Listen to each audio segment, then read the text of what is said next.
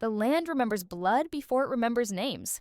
And in 1944, the Dutton Ranch is about to be tested like never before. The Dutton legacy enters its most dangerous chapter yet. Set against the final years of World War II, Yellowstone 1944 follows Spencer Dutton as he fights to hold his family together while the world around him is falling apart. With the war draining men, resources, and hope, the Dutton Ranch faces pressure from every direction: old enemies, powerful outsiders, and conflicts within the family itself. As a young John Dutton II comes of age, he is forced to make choices that will define the future of the Dutton bloodline. Torn between duty, loyalty, and survival, father and sons must confront what it truly means to protect the land they call home. In a time where morality is tested and peace feels out of reach, the ranch becomes the front line of a war no one can escape. Dark, emotional, and relentless. Yellowstone 1944 bridges the legacy between 1923 and Yellowstone, revealing how the Dutton family was forged by sacrifice, blood, and impossible decisions. This is not just the story of a ranch, it's the story of survival when everything is at stake. 1944 is not a quiet year. It is a year where the world feels heavy, where every sunrise carries bad news and every sunset feels borrowed. The Dutton Ranch still stands tall in Montana, but it no longer feels untouchable. The fences are older, the hands are fewer, and the silence that once meant peace now feels like something waiting to break. Spencer Dutton is alive, older, harder. The fire that once drove him across continents has not gone out, but it burns differently now. This is not the reckless man we met in 1923. This is a man shaped by loss, by survival, and by the weight of legacy pressing down on his shoulders every single day. He runs the ranch not just with strength, but with memory. Every decision he makes echoes with the ghosts of those who came before him. The war is everywhere, even in Montana. Young men are leaving town in uniform, some never to return. Those who do come back are not the same. The ranch feels that absence deeply. Labor is scarce, supplies are rationed. Even land, once thought endless, feels tight and threatened. The government wants resources, corporations want control, and enemies who have waited decades see opportunity in chaos. Spencer's greatest challenge is not the land. It is his sons. John Dutton II is no longer a child. He is growing into a man in a world that does not give second chances. He watches his father closely, learning not just how to ride, shoot, and work the land, but how to carry responsibility without letting it crush him. John feels the pull of war, the pressure to prove himself, and the fear that the ranch he loves may not survive long enough for him to inherit it. His coming of age is not marked by celebration, but by difficult choices that will define the future of the Dutton name. But John is not Spencer's only legacy. Another son exists, born of a different love, raised under different circumstances, and shaped by a very different view of the world. This child represents something dangerous and unresolved. 2 sons, 2 paths, 1 ranch. Spencer must navigate fatherhood in a time when men are expected to be soldiers first and parents second. The ranch itself is under constant pressure. Old enemies resurface. New ones arrive wearing suits instead of guns. They speak of progress, of modernization, of helping the land reach its full potential. But the Duttons know better. They have heard these promises before, and they always end the same way, with someone trying to take what isn't theirs. As World War II pushes toward its final years, the moral cost of survival becomes impossible to ignore. The question is no longer who deserves the land, but who is willing to do whatever it takes to keep it. Spencer knows that the war will end someday. What he doesn't know is whether the Dutton Ranch will still be standing when it does. And in 1944, the greatest battles are not fought overseas. They are fought at home. The Dutton Ranch has survived storms, droughts, and men with guns, but nothing tests it like time.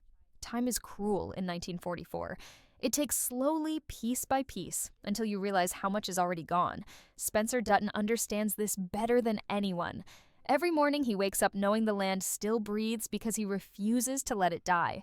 But the cost of that refusal is getting heavier. John Dutton II works the ranch from sunrise to sunset, his hands rough, his body tired, but his mind restless. He is caught between 2 futures, One pulls him toward duty, service, and the war that has already taken so much from his family. The other ties him to the soil beneath his boots, to a ranch that demands loyalty above all else. John wants to be worthy of the Dutton name, but no one has ever told him what that truly means. Is it sacrifice? Is it violence? Or is it simply staying when everyone else leaves? Spencer watches his son closely, saying little, teaching through silence as much as through action. He knows John carries anger inside him, anger at a world that keeps demanding more, anger at a father who seems distant, burdened by memories John can't touch, and anger at a legacy that feels less like a gift and more like a sentence. Spencer sees himself in that anger, and it frightens him. The presence of Spencer's other son complicates everything. This boy does not live under the same rules. He does not see the ranch as sacred ground. To him, it is property, something that could be traded, sold, or reshaped to fit a new world. Where John feels loyalty, his brother feels opportunity. Where John sees responsibility, the other sees escape. Spencer is forced to confront a truth he has avoided for years. Love does not erase consequences. The tension between the brothers grows quietly but constantly. There are no loud fights, no dramatic confrontations. Instead, there are looks held too long, words chosen carefully, and moments where trust begins to crack. Each son believes he understands what the future should look like, and both believe the other is wrong. The ranch becomes the center of their conflict, a symbol of everything they are fighting for and everything they are afraid to lose. Outside the family, pressure mounts. The government's interest in land and livestock grows stronger as the war drags on. Contracts are offered that promise security but demand control. Refusing them means risking everything. Accepting them means losing the very soul of the ranch. Spencer stands alone in these decisions, aware that one wrong move could undo generations of sacrifice. Old enemies sense weakness. They remember past grudges, past losses, and they believe the Duttons are finally vulnerable. With fewer men on the ranch and a divided family at its core, the time feels right to strike. Not with bullets at first, but with lawsuits, regulations, and deals made behind closed doors. Violence, Spencer knows, always comes later. As winter approaches, the ranch feels colder than ever. Not because of the weather, but because trust within the Dutton family is beginning to erode. Spencer realizes that protecting the land is no longer his only battle. He must also protect his sons from each other and from the choices they are about to make. Because in 1944, the future of the Dutton Ranch will not be decided by the war overseas. It will be decided by blood. By 1944, survival is no longer about strength. It is about endurance. The kind that wears a man down slowly until he barely recognizes himself. Spencer Dutton carries that weight every day. The war has turned survival into a calculation and the ranch into a battlefield where every decision costs something that can never be replaced. Supplies grow thinner as the months pass, fuel is rationed, equipment breaks and can't be replaced. Horses age faster than they should because there are not enough hands to ease the load. The land feels the strain too, pushed harder than ever to make up for what the world has taken. Spencer knows this pace cannot last, but slowing down is not an option. Stopping means losing everything. John Dutton II feels the pressure tightening around him. He is asked to step up in ways he never expected. He negotiates with men twice his age. He makes decisions that affect lives, not just cattle. Each choice chips away at his innocence. He begins to understand that being a Dutton does not mean doing what is right. It means doing what is necessary, even when it feels wrong. The war begins to reach into their lives more directly. Letters arrive carrying both hope and dread. Names are read aloud in town, followed by silence that says more than words ever could. Some men return, but they come back changed. They bring stories that no one wants to hear and truths no one is ready to face. The idea of honor, once clear, becomes complicated and heavy. Spencer's other son watches all of this from a distance, seeing opportunity where others see sacrifice. He believes the ranch is fighting a losing battle against time. He argues that adaptation is the only path forward, even if it means letting go of traditions that have defined the Duttons for generations. His vision for the future is not cruel, but it is cold, and that makes it dangerous. The divide between the brothers deepens.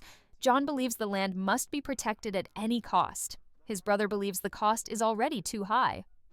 Their arguments are quiet, controlled, and filled with unspoken resentment. Spencer listens, knowing that whichever path he supports will break something he cannot fix. Threats become more direct. Fences are cut. Livestock goes missing. Warnings are delivered without words. The Dutton Ranch is being tested, pushed to see how far it can be bent before it breaks. Spencer responds the only way he knows how, with resolve.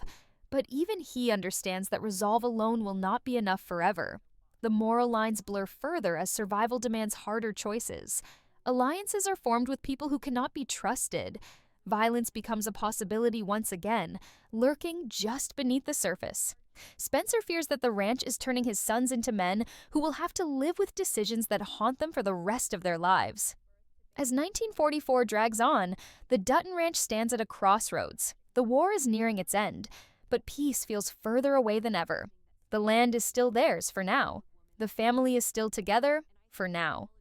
But Spencer knows that survival has a price, and someone in this family is going to pay it. As the war inches closer to its end, the pressure on the Dutton Ranch reaches a breaking point. What once felt like slow erosion suddenly becomes an open collapse. The enemies who have circled the land for years stop waiting. They make their move when the Duttons are stretched thin, when loyalty inside the family is already fractured. A single incident changes everything. It is not loud or dramatic at first.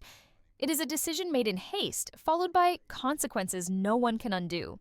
The ranch suffers a loss that cannot be repaired with money or force. And in that moment, Spencer realizes the truth he has tried to ignore. The world his sons are inheriting is far crueler than the one he fought to preserve. John Dutton II is forced into action, not as a boy learning from his father, but as a man standing on his own. He makes a choice that protects the ranch, but stains his conscience. The line between defense and brutality disappears, and once it is crossed, there is no going back. John learns what every Dutton before him has learned the hard way. The land demands loyalty, and it collects payment in blood. Spencer's other son reacts differently. The loss hardens him, but it also convinces him that this way of life is unsustainable. He sees the fire consuming the family from the inside and believes the only way to survive is to walk away from it. His desire to leave is no longer quiet. It becomes urgent, desperate, and dangerous. Father and sons are pulled into open conflict, not with shouting, "Miwayaiding," but with finality. Words spoken in this time cannot be taken back. Bonds that took decades to form begin to crack beyond repair. Spencer, for the first time, questions whether his devotion to the land has cost him the very thing he was trying to protect: his family. The war overseas finally ends, but celebration feels hollow. Victory brings no relief to the Dutton Ranch. Instead, it exposes the damage left behind. Men return home carrying scars that cannot be seen. The town changes, the rules change, and the ranch, once a symbol of permanence, now feels fragile. Spencer understands that legacy is not something you leave behind when you die. It is something you force onto the living. Every choice he has made has shaped his sons, for better or worse. And now, they will carry that weight long after he is gone. As smoke clears and the land settles, one truth becomes impossible to ignore. The future of the Dutton Ranch will not belong to the strongest or the smartest. It will belong to the one willing to live with what they have done. Because in 1944, survival is no longer enough. The Dutton name must be earned. By the end of 1944, the Dutton Ranch still stands, but it is no longer the same place. The land looks unchanged to outsiders, wide and unforgiving, stretching endlessly beneath the Montana sky. But those who live on it know better. The soil holds secrets now, the kind that never fade. Spencer Dutton feels his age more than ever, not in his body, but in his spirit. The fight that once drove him has quieted, replaced by a heavy understanding of what legacy truly means. He has kept the ranch alive, but he has also shaped men who will have to live with the consequences of his choices. That knowledge follows him everywhere, in every empty room, in every silence shared with his sons. John Dutton II has crossed a threshold he can never return from. He stands taller now, steadier, but something inside him has hardened. He understands the land in a way only a Dutton can. Not as property, not as tradition, but as something that must be defended without hesitation. The ranch has claimed him fully, And in return, it has taken part of his innocence. He is no longer preparing to inherit the legacy. He is becoming it. By the end of 1944, the Dutton Ranch is still standing, but survival has come at a cost so deep it cannot be measured in land or cattle. From a distance, everything looks the same. The fences still stretch across the plains. The house still rises against the horizon. The mountains still watch silently. But those who live on the ranch know the truth. Something fundamental has changed, and it can never be undone. Spencer Dutton feels that change in every quiet moment. He has lived long enough to know that wars do not truly end. They simply change shape. The war overseas may be finished, but the war for the ranch continues, just as it always has. Spencer walks the land more slowly now, not because his body is weak, but because every step carries memory. He remembers the people he has lost, the choices he has made, and the promises he could not keep. He realizes that legacy is not built through victory alone, but through endurance, and endurance leaves scars. For the first time, Spencer begins to understand that the ranch may outlive him, but his influence never will. Every lesson he has taught, every silence he has chosen, and every line he has crossed has shaped his sons into the men they are becoming. He wonders if he prepared them for survival, or simply taught them how to suffer in silence the way he always has. John Dutton II now stands firmly at the center of the ranch's future. The boy who once watched his father from a distance has disappeared. In his place is a man who understands power, consequence, and sacrifice. John has learned that protecting the ranch means making decisions others are too afraid to make. He no longer hesitates when danger appears. He no longer questions whether the land is worth defending. To him, the ranch is not just home, it is purpose. But that purpose has taken something from him. There is a hardness in John now, a quiet intensity that separates him from the world around him. He speaks less. He listens more. He understands that kindness can be mistaken for weakness, and that hesitation can cost lives. The ranch has claimed him fully, shaping him into the kind of man it demands. And while he does not regret his choices, he knows they will follow him forever. Spencer's other son stands at a crossroads of his own. Unlike John, he has seen the same events and drawn a very different conclusion. Where John sees destiny, he sees a warning. He understands that the ranch survives by consuming those who love it most. He has watched how easily violence becomes routine, how quickly morality bends when survival is threatened, and he questions whether any land is worth that price.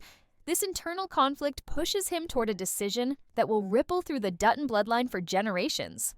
Leaving does not mean abandoning his family. Staying does not mean loyalty. Either choice carries consequences, and he knows there will be no forgiveness waiting on the other side. The Dutton name is not something you can half carry. You either accept it completely, or you walk away knowing it will always chase you. As winter settles over Montana, the ranch enters a rare moment of quiet. Snow covers old wounds and fresh graves alike. The land looks peaceful, almost gentle, but the Duttons know better. Peace has never lasted here. It is only a pause between conflicts, a breath taken before the next storm arrives. The town around them begins to change. New ideas, new money, and new ambitions creep closer to the valley. Progress arrives disguised as opportunity, promising growth while quietly threatening everything the Duttons have fought to protect. The world is moving forward, and the ranch must decide how much of itself it is willing to sacrifice to survive in it. Spencer senses that his role is nearing its end, not in death, but in purpose. He has carried the ranch through one of its most dangerous eras, but the future will belong to his sons.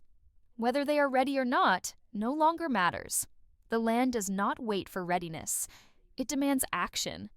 As the year closes, the Dutton Ranch stands as it always has, silent, vast, and unforgiving.